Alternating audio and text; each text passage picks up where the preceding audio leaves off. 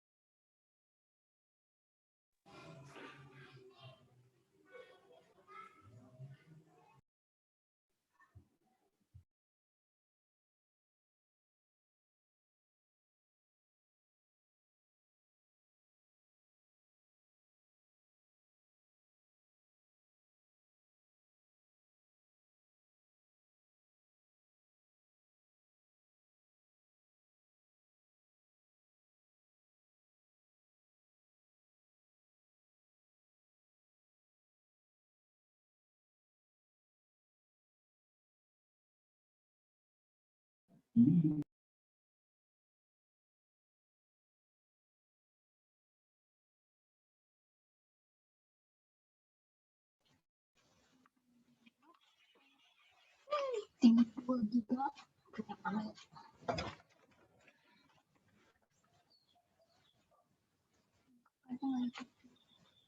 Apa? Tinggal 7 giga. Pasca bayar. Ananda semuanya, mohon di on-kan dulu. On-kan dulu kameranya ya. Kameranya di on-kan. Nah, pada mau kena silakan. Yang penting berkerudung rapi ya. Oke. Tonton semuanya. Ada yang belum, Zahra, Anissa, Alia, Andini, ayo di on-kan semuanya. Sarah Nisrin, Mara, Ashifa, oke sudah. Hanifah, Raisa, Nia, ayo di on-kan dulu nah. Fauzia, Nadia, Firda. Oke, ayo yang halaman 1 di on-kan dulu. Halaman 1. Kita udah kelewat ya, 3 menit. Udah akan ambil gambarnya dulu. Syukur-syukur nanti on semuanya ya. Karena udah tidak lama, insya Allah kurang lebih 20 sampai 25 menit saja ya. Tidak lama. Ayo, ada Fauzia Fitri.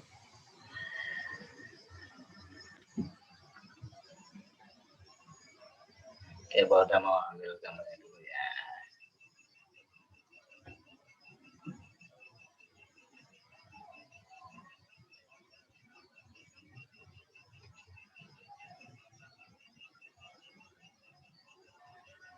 Oke, halaman 2 yuk di on kan. Halaman 2. On semuanya ya.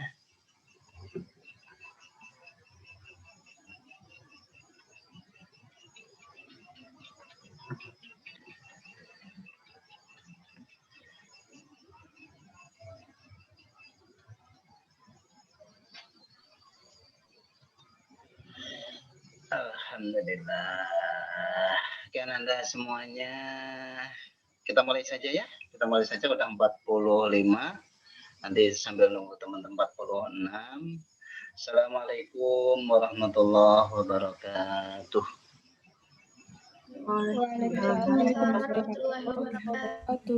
Kita buka dengan bacaan basmalah bersama-sama.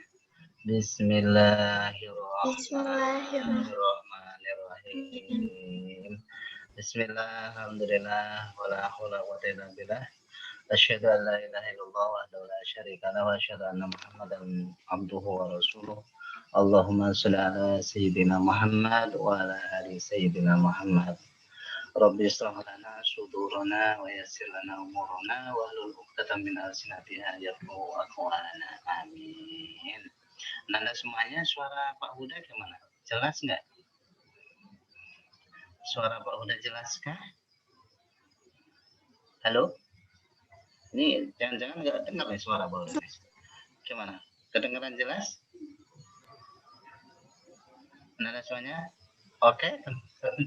Iya, responnya. Terdengar dalam sih, Pak. Gimana? Kurang keras ya? Bentar. Semoga saja. Oke, Ananda semuanya. Udah mohon maaf atas kejadian minggu yang lalu pas kita pembelajaran ternyata Zoom kita dipakai karena nggak ini kurang koordinasi gitu ya, nggak ada koordinasi, dipakai guru yang lain sehingga Pak Huda keluar, Ananda semuanya keluar semuanya gitu ya. Setelah ditelusuri ternyata ada kelas tambahan malam untuk guru siang gitu ya, karena nggak ada koordinasi. Maka dari itu Anda semuanya semoga dengan link ini nanti kita ke depan pakai link yang ini gitu ya. Sebenarnya Pak udah pengen pakai link sendiri gitu ya, tapi khawatirnya nanti ada keterbatasan begitu. Terus berikutnya Anda semuanya, ini chatnya banyak sekali nih, apa isinya chat ini? Oh iya, oke. Pak udah nggak usah jawab ya. Saya jawab. Oke, Anda semuanya, sebelum pertemuan lebih lanjut, Pak Uda tanya dulu nih. Pak Uda sudah membagi materi fikih, kita fikih, tapi lewat PDF atau Word gitu ya. Di e-learning udah di-download belum? Sudah yang download. Semua sudah mendownload kah? Semuanya sudah mendownload kah? Atau baru sebagian? Udah, Pak. Nanti setelah di-download Anda semuanya, mohon di print paling tidak 5 lembar ya. 5 lembar di print, nanti insya Allah Pak Uda akan baca kitab, dan nanti kitabnya mohon dicoret-coret gitu ya. Maksudnya dari situ kita belajar bareng-bareng, membaca kitab bareng-bareng, nanti kita sambil ambil isinya, inti isinya, maksudnya gitu. Kita akan belajar membenahi tentang ibadah kita gitu ya, ibadah kita. Karena ini yang awal sekali nanti yang ditanyakan oleh Allah tentang peribadatan kita gitu kan. Mungkin kita sudah belajar banyak, tapi mungkin masih sebagian dari kita itu rujukannya dari mendengar ini, mendengar dari itu, dari guru ini, dari gitu, kita akan merujuk langsung gitu ya ke kitab aslinya. Nah, tapi kitabnya masih sederhana, insya Allah tidak begitu sulit ya. Semoga saja tidak begitu sulit bagi kita, bagi kalian semuanya. Anak-anak semuanya, ini Pak Uda pengen mengajak kalian supaya bagaimana belajar kitab itu termasuk bagian yang kita coba senangi. Nggak tahu bagaimana caranya gitu ya, karena khawatirnya ini itu nggak senang Pak, itu malah jadi beban Pak, karena tambahan jamnya semakin banyak Pak, begitu khawatirnya begitu gitu ya. Tapi kita coba, Anda semuanya, kita kalau merujuk ke belakang gitu ya, ke belakang, ke zaman dahulu gitu ya, kita kadang-kadang untuk saat ini itu minder dengan kondisi kita sebagai umat Islam itu masih tidak pede dengan keislaman kita begitu. Padahal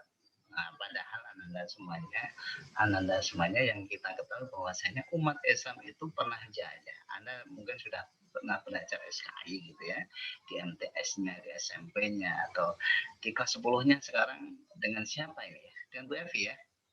Dengan Bu Evi. SKI sudah ada belum? Sudah ada kan? Iya, Pak. Oh iya, itu Anda diajak belajar tentang bagaimana jati diri umat Islam sebelumnya. Mungkin Anda sekarang kita minder gitu ya. Sekarang yang menguasai adalah Barat, Amerika Serikat atau Eropa atau Amerika seperti itu. Mungkin suatu saat nanti Cina, suatu saat nanti belahan mana lagi gitu ya, karena dunia ini berputar. Nah, menurut sejarawan kan begitu. Nanti kita akan korek satu persatu begitu. Umat Islam pernah jaya kurang lebih 7 abad ya, 5 abad, ada yang mengatakan 6 abad, yang mengatakan 7 abad, bahkan sampai 1924 kerajaan Turki Utsmani. Nah, itu bagian dari dulu kerajaan umat Islam atau khilafah gitu ya. Dikenal dengan khilafah sebenarnya itu gabungan dari negara-negara, secara ke Amerika itu United gitu, tapi kalau kita khilafah sebenarnya seperti itu. Dan khilafah saat ini apa ya, image-nya sangat jelek sekali, padahal untuk mengorganisasi umat Islam saja sebenarnya seperti itu. Sekali lagi Anda semuanya, kita wajib membanggakan diri sebagai umat Islam. Umat Islam pernah jaya, kita pernah di atas, kita pernah mengatur dunia, umat kita pernah mengatur dunia gitu, berabad-abad gitu ya, berabad-abad. Maka dari itu Anda semuanya, kita sekarang coba kita membangkitkan diri dulu. Membangkitkan diri dulu. Kalau zaman dulu umat Islam itu jaya, hebat, kuat, itu karena ada persatuan dari secara politik, ekonomi, terus keilmuan ilmuwan-ilmuwannya itu menyatu, mengembangkan keilmuan umat Islam, mengembangkan keilmuan Islam. Baik ilmu yang sifatnya keagamaan maupun sifatnya ke duniawian, keduniaan kalau menurut kita. Kita sekarang ini Anda semuanya, maka udah bagi dan di-share di slide Anda semuanya itu Pak Uda sudah bagi, bisa dibaca-baca walaupun tidak komplit gitu ya. Coba Pak Uda buka sebentar. Nah, ini ya. Oh iya, Pak Uda tadi belum menjelaskan ini. Kemarin sudah ya? Oh ya, sebelum dilanjutkan seperti tadi, Anda semuanya, nanti akan Pak Uda minta di sesi yang terakhir saja. Pak Uda ingin mengajak Anda semuanya bagaimana supaya kita bisa semangat untuk tetap menggandrungi keilmuan keislaman. Anda mungkin jurusan sekarang IPA, yang dikulit ada matematika, fisika, kimia, biologi, gencar gitu ya. Terus yang IPS ekonomi, ditambah sosiologi, ditambah apalagi astronom, ya di situ semuanya arahnya ke sana. Padahal umat Islam zaman dulu itu menggabungkan kedua-duanya itu bisa gitu ya. Itu bisa. Makanya di sini poin pertanyaan membuka ulang dari pentingnya mempelajari kitab kuning, diantaranya adalah ini kitab kuning ya. Itu adalah membuka ulang turas mutaqaddimin, membuka ulang peninggalan dari umat yang terdahulu dari umat Islam. Nah itu diantaranya. Maka kita karena Anda belum mengeprint kitabnya, maka Pak Uda coba ayo kita bareng-bareng menyemangati diri gitu ya. Sedikit-sedikit mengingatkan, termasuk Pak Uda ini juga harus diingatkan gitu ya, membuka ulang terus mutaqaddimin. Jadi membuka ulang sejarah yang tinggalkan, hasil-hasil yang ditinggalkan ulama-ulama sebelum kita pada zaman dulu. Anda semuanya dengan kegemilangan umat Islam pada waktu itu memunculkan di samping secara politik kuat, ekonomi kuat gitu ya, itu memunculkan ulama-ulama yang luar biasa, yang pada waktu itu Eropa masih buta, gelap. Eropa itu belum tahu apa-apa, istilahnya begitu ya. Akhirnya umat Islam gemilang, mereka berguru kepada kita gitu ya, setelah mereka menguasai keilmuan itu, maka mereka mengembangkan. Nah, sampai sekarang keilmuan itu bersinarnya dari Barat. Walaupun Cina juga sekarang mulai bangkit begitu ya, kita juga mulai bangkit ulang, semoga saja begitu. Di dalam kejayaan umat Islam Anda semuanya ditandai munculnya keilmuan-keilmuan yang luar biasa. Anda mungkin sudah baca atau sudah dengar begitu ya. Di antaranya mungkin Pak udah cuplik ada 7 ilmuwan yang luar biasa yang berkembang pada masa itu, gitu ya. Di antaranya adalah ilmuwan ini muncul di sekitaran atau kejayaan umat Islam itu mulai dari tahun 780 Masehi dan sampai akhirnya endingnya setelah takluknya umat Islam dengan Hulaguhan itu 1258 Masehi atau 1250 Masehi gitu ya. Itu ending dari kejayaan umat Islam begitu ya. Ilmuwan-ilmuwan di antaranya Anda semuanya, semoga saja Ananda ini bisa mengikuti mereka gitu ya. Bisa menggabungkan antara keilmuan agama dan ilmu umum dalam diri kalian gitu, dalam diri kalian. Satu umpamanya muncullah yang namanya Ibnu Sina yang di Eropa terkenal dengan Avicenna. Beliau lahir di tahun 980-an, 80 meninggal di 1037 Masehi ya, kisaran itu. Beliau menguasai di bidang satu di antaranya kedokteran ya, kedokteran. Pada saat itu beliau kalau mungkin statusnya sebagai tabib atau tabib begitu ya. Di samping itu beliau juga menguasai ilmu teologi, ilmu ketuhanan, mahir di bidang apa ya, di bidang kesufian. Nah ini juga luar biasa. Di samping itu juga beliau menguasai bidang matematika. Coba bayangkan, satu di antara menguasai ilmu agama, di berikutnya adalah beliau menguasai ilmu kedokteran, teologi, ditambah plus matematika.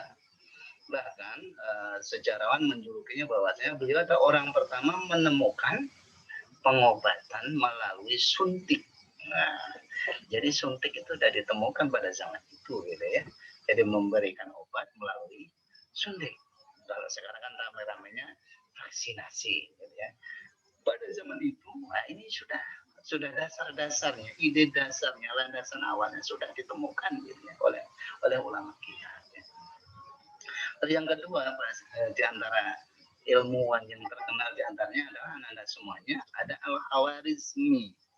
Al-Khawarizmi. Beliau lahir di tahun 780 dan meninggal di tahun 850 Masehi. Berarti ini abad ke-8 ya. Di abad 8, di abad ke-9 meninggal di abad ke-9 Masehi. Beliau, wah ini juga luar biasa apa bidang yang dikuasai. Di antaranya adalah matematika. Di bidang matematika beliau mengeluarkan yang namanya aljabar. Anda kalau sekarang belajar aljabar, trigonometri, ya ini termasuk bagian dari temuan-temuan beliau ya, sehingga berkembang matematika sampai sekarang. Beliau juga menguasai di bidang geografi. Nah ini berarti membaca peta alur dunia, peta dunia, nah seperti itu. Di bidang astronomi, nah ini ya di bidang filsafat. Nah, filsafat ini kalau udah bilangan filsafat ini ada ilmu logika gitu ya. Maka dia menguasai di bidang itu. Ditambah nah, satu sosok figur juga menguasai di bidang musik. Nah, yang musik ditambah juga yang tidak ketinggalan kimia. Satu orang menguasai bidang matematika, geografi, astronomi, filsafat, ini ilmu logika gitu ya, kalau filsafat itu ditambah musik plus kimia ya. Bahkan anak-anak semuanya ini kan luar biasa Bu. Kita kalau bisa seperti itu ditambah keilmuan agamanya mantap gitu. Nah, Al-Qur'annya bisa jadi hafal gitu ya. Hadis-hadisnya juga dari menguasai gitu ya, seperti itu. Terus yang ketiga anak-anak semuanya ini karena waktu kalau dapat cepat sedikit ada Ibnu Nafis. Beliau lahir di abad ke-13 ya, ke abad ke-13 Masehi ya, di Damaskus. Beliau juga sebagai ahli di bidang kedokteran gitu ya, bidang kedokteran. Dan dijuluki beliau ini yang termasuk yang penemu sirkulasi jantung dan paru-paru. Jadi jantung itu adalah pusat peredaran darah, paru-paru. Nah ini pusat pernafasan yang mengambil oksigen untuk disebarkan ke seluruh tubuh gitu ya, seperti itu. Maka beliau dijuluki Bapak Fisiologi Sirkulasi ya, sirkulasi. Di samping itu beliau juga menguasai ilmu hadis, ya. Hadis tentang hadis tentang apa? Hadis-hadis. Nah, ini termasuk beliau kuasai, termasuk ulumul hadisnya. Mulai hadis sahih, dhaif, ya, hasan, dhaif dan lain sebagainya. Dia menguasai. Nah, kita bisa enggak? Seperti itu kalau melihat dari semangat yang ada di jiwa Ibnu Nafis. Gitu. Terus sosok tidak kalah dari itu juga bahwasanya muncul juga yang namanya Jabir bin Hayya. Jabir bin Hayya. Beliau lahir di tahun 721 Masehi, meninggal di 815. Sebenarnya umur mereka ini tidak panjang ya, tidak panjang. Beliau dijuluki the father of modern chemistry. Berarti beliau menggeluti di bidang apa? Di bidang kimia, maka yang dikuasai terus digeluti itu terus di samping ilmu agama tentunya ya seperti itu, maka beliau dijuluki ahli di bidang kimia, fisika plus pengobatan atau farmasi yang meracik obat, yang meracik obat. Jadi ilmu farmasi zaman itu sudah ada gitu ya, seperti itu. Terus yang kelima, nah ini karena sudah Pak udah sampaikan tadi 20 menit gitu ya. Yang kelima Ibnu Khaldun. Ibnu Khaldun ini termasuk sejarawan, kalau zaman itu sejarawan dunia gitu ya. Sejarawan dunia. Dan beliaunya juga termasuk sosiolog Islam karena menguasai ilmu sosiologi tentang Islam. Beliau meneliti tentang sejarah bangsa-bangsa. Ternyata bangsa-bangsa tertentu itu pada masa tertentu ada berada di bawah, pada saat tertentu berada di tengah, pada saat tertentu akan berada di atas. Artinya bangsa-bangsa itu akan hidup atau akan berjaya, suatu saat akan berputar gitu ya. Jadi hidup bagaikan roda berarti kadang di atas, kadang di bawah. Umat Islam kalau dulu 7 abad itu menguasai dunia, setelah itu turun, sekarang nggak tahu posisinya di mana, suatu saat akan bangkit lagi. Kan bisa jadi sekarang Eropa yang menguasai, nanti suatu saat Timur Tengah bangkit, atau umat Islam yang bangkit, atau suatu saat nanti Cina yang bangkit, atau suatu saat. Nah ini masih tarik menarik begitu ya. Nah, ini menurut beliau ini sudah diprediksi sejak saat itu gitu. Ibnu Khaldun. Maka nanti kalau Anda baca Muqaddimah Ibnu Khaldun, ini bukunya Muqaddimah Ibnu Khaldun. Nah, ini tentang sejarah-sejarah bangsa. Terus yang keenam di antara ada Az-Zahrawi. Nah, ini ahli ilmu bedah modern. Az-Zahrawi. Beliau sosok yang termasuk menemukan ilmu bedah gitu ya. Modern. Nah, kita katakan bedah modern karena sudah menggunakan peralatan-peralatan tertentu. Dan termasuk ilmu yang ditemukan beliau sebagai rujukan kedokteran Eropa pada saat itu. Maka Anda semuanya kita mestinya bangga gitu ya. Para ahli, para ilmuwan kita ini hampir semuanya menguasai ilmu keagamaan, tapi di bidang umumnya juga tidak ketinggalan gitu ya, tidak ketinggalan. Satu lagi udah mau nambah, ada yang namanya Ibnu Rushd, terkenal di Eropa, Virus. Beliau adalah ahli kedokteran. Bukunya juga sebagai rujukan di Eropa pada saat itu, rujukan dunia pada saat itu, ya pada saat itu. Di samping itu beliau juga ahli agama. Beliau mengarang kitab namanya Bidayatul Mujtahid. Anda masih menemukan sekarang karena Bidayatul Mujtahid itu masih layak, masih dikaji sampai sekarang Anda semuanya.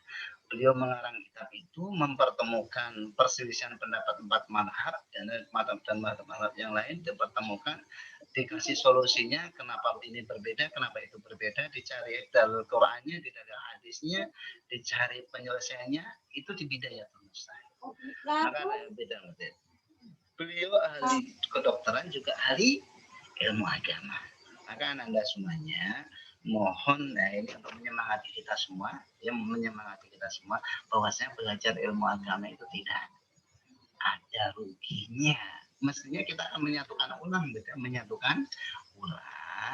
bahwasanya dulu kita pernah jaya menemukan sosok-sosok ilmu luar biasa itu tidak memilah antara ilmu agama dan ilmu umum. Kita padukan lagi, kita hias lagi jiwa-jiwa kita, sosok-sosok kita hiasi dengan keduanya, ya, dengan keduanya. Maka dari itu Anda semuanya, Pak Uda ini dalam rangka untuk menyemangati awal kita untuk tetap belajar di ilmu agama, termasuk ini menggaji kita kuning, menggaji kita kuning begitu.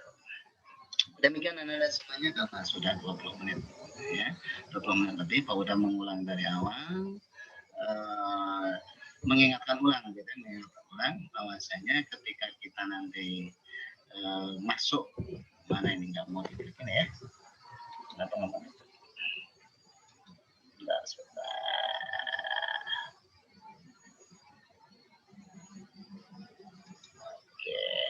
Oke. Untuk ketika masuk kelas Anda semuanya, nanti Pak Huda sarankan lebih dahulu buka e-learningnya, terus isi daftar hadirnya, gitu ya. Isi daftar hadirnya, jangan lupa itu ya, isi daftar hadir, sehingga kehadiran Ananda semuanya itu terekam ya, Ananda semuanya terekam di e-learning.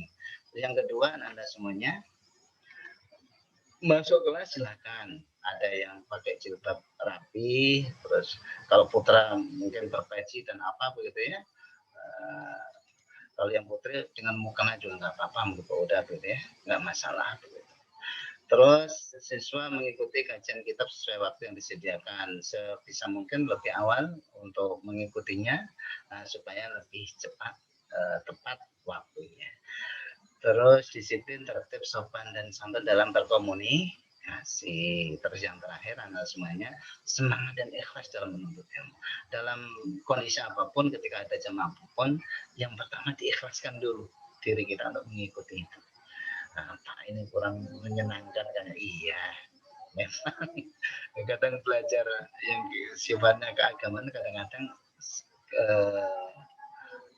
terlihat di awalnya seketika itu membosankan. Pak, setelah ini bosan Pak, belajar ini lagi, wudhu lagi, sholat lagi, puasa lagi begitu. Nah, mungkin, tapi harapannya tidak begitu. Maka Anda sebenarnya kita akan belajar kitab ini, nanti coba nanti di print 5 halaman dulu ya, 5 halaman dulu, insya Allah kita akan kasih bareng-bareng isinya, sehingga kita akan tahu rujukan aslinya, kita merujuk dari kitab yang ada, gitu ya. Demikian Anda semuanya yang bisa disampaikan. Ini sudah 61 orang, berarti masih ada 9 orang yang belum bisa ikut ya, yang belum bisa ikut. Mungkin pembukaan itu dulu dari Pak Huda, kurang lebihnya mohon maaf mengganggu waktu kalian. Kok mengganggu? Semoga saja ini waktu nggak terganggu ya, karena kalian tadi pagi sudah mengikuti belajar sampai jam 3.45 mungkin ya, ada yang sampai jam 4, akan ada yang nambah lagi seperti itu. Kurang lebih mohon maaf. Billahi taufik wal hidayah. Wassalamualaikum warahmatullahi wabarakatuh. Waalaikumsalam warahmatullahi wabarakatuh. Oke, jangan lupa ngisapnya. Terima kasih banyak. Iya, sama-sama. Terima kasih banyak. Silakan. Sama-sama ya, sama-sama. Silakanlah masing-masing.